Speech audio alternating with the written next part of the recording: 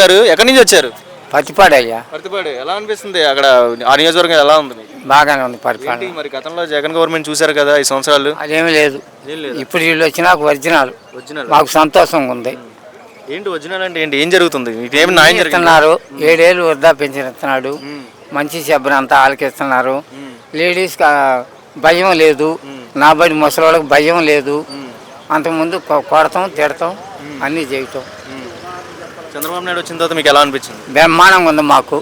ఇంకా 10 ఏళ్ళు 20 ఏళ్ళు బతుకుతా. అదే మరి జగన్ అంటున్నాడు ఇప్పుడు కొట్టాము ఇప్పుడు తీసుకుంటున్నాం తర్వాత మా టైం వచ్చి మేము కొడతాం. ఏమి రాదు, 10 ఏళ్ళ దాకా ఏమి లేదు. ఇక మీకు ఏంటి పెద్దవాళ్ళకి మరి వెన్నుముగ్గా ఉంటాడంటాడా చంద్రబాబు నాయుడు? అందరిని చూసుకుంటాడంట.